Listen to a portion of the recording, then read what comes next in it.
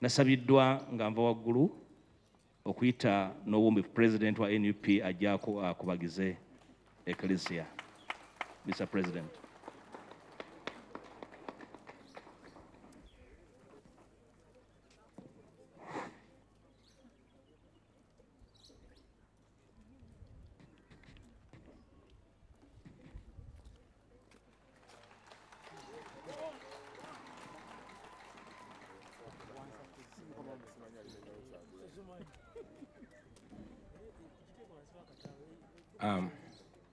His Eminence, Bishop Macharios from Nairobi, Kenya, the main celebrant.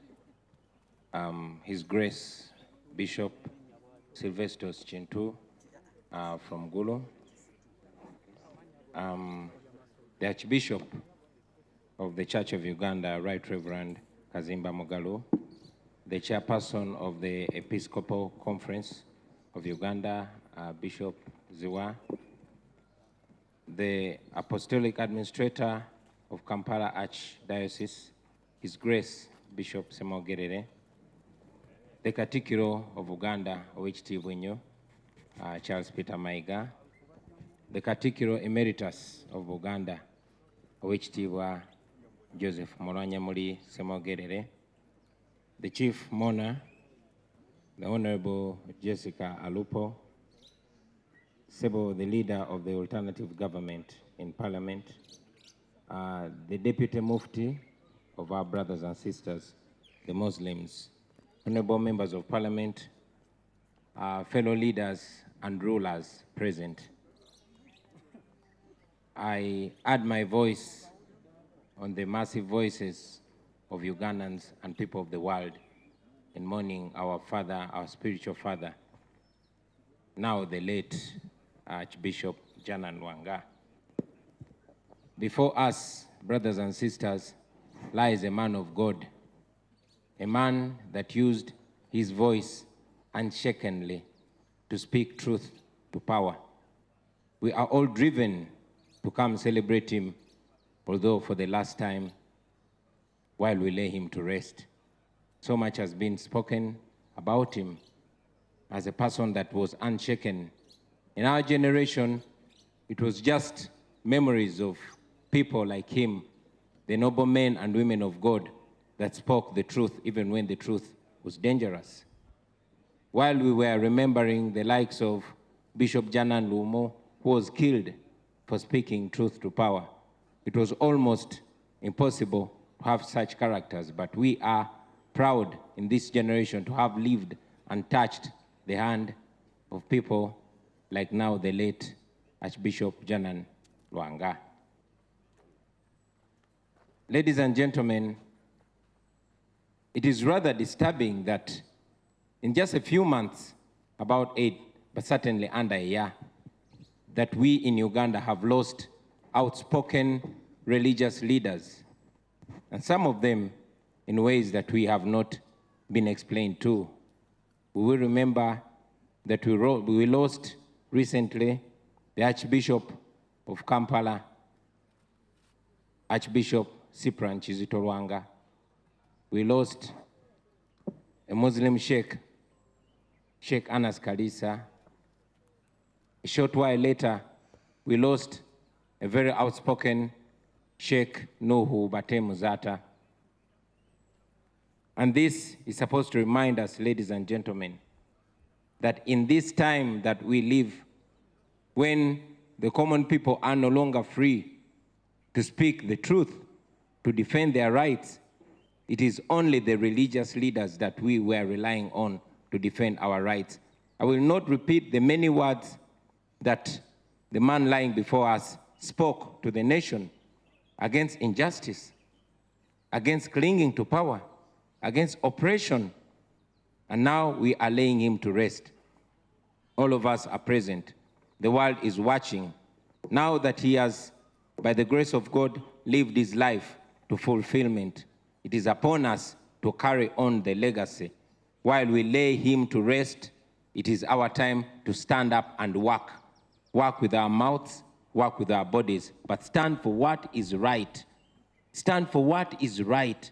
Let us be reminded to stand for what is right. At least let's take it from the house of God today. One noble man of God called Archbishop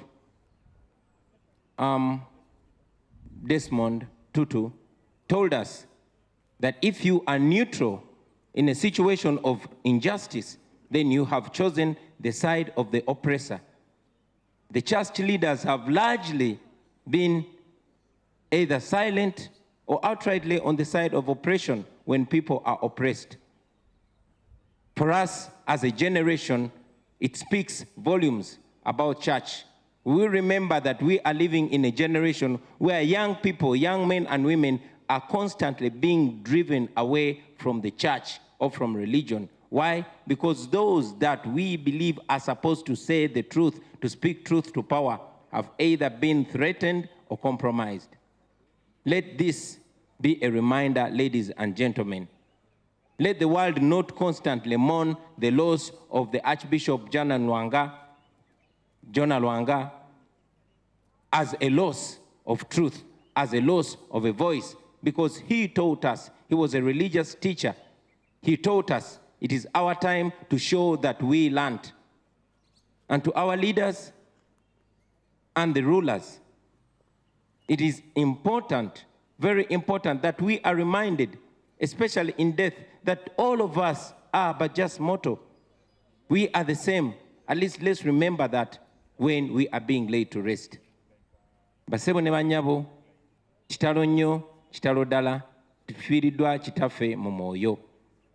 Nga bwe mbagambye sijja biddamu bye bamwogeddeko, ne bonna ababadde boogera muwulidde, nga bakomyawo ebigambo bye bye yatugamba ng'akyassa, ng'avumirira obutali bwenkanya, ng'avumirira okunyigiriza abantu, ng'avumirira obutali bwerufu, ng'avumirira abakulembeze abeeremeza mu buyinza ne bwe kiba kyetaagisa kutta abantu. Byonna yabyogera ng'akyali mulamu. Yali musomesa era n'atusomesa, kati nga tumwerekera ng'agenda okwebaka olubeerera, kikakata ku ffe ate okuyimuka tutwale omulimu gw'abadde akola mu maaso, kuba tegubadde mu mulimu gwe, gubadde mulimu gwa Katonda. Era nkyogeddeko ne mbajjukiza ebigambo ebikulu ebyatubulirwa Archbishop Desmond Tutu owe South Africa mu biseera biri ng'abaddugavu bakyanyigiriza, ng'abazungu bakyanyigiriza abaddugavu. N'agamba nti bw'oba ng'osirise oba ng'oli mu kwekkiriranya mu mbeera erimu okunyigiriza, then oba osazeewo kudda ku ludda lw'oyo anyigiriza. Era kitujjukize bakadde baffe ffenna, naddala abo abakulembeze mu madiini ne mu nzikiriza, nti kitukakatako, kibakakatako bakadde baffe okutulaga nti bwe tuddukira ewa Katonda tuba tuddukidde mu kifo ekiri safe.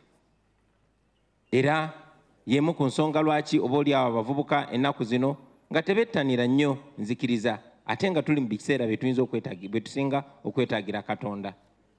So kitujjukize, obulamu bwe butujjukize nga tumukungubagira, naye ate nga tutwala maaso ogwo mulimu gwe Katonda gwe yamukwasa, ogutuyamba ennyo era gwe tumanyi tugujja kuyamba ne bannaffe bwe tuba tetusirise ne tukozesa amaloboozi gaffe ne twogera ku mazima, ekikyamu ne tukiyita kikyamu, n'ekituufu ne tukiyita kituufu.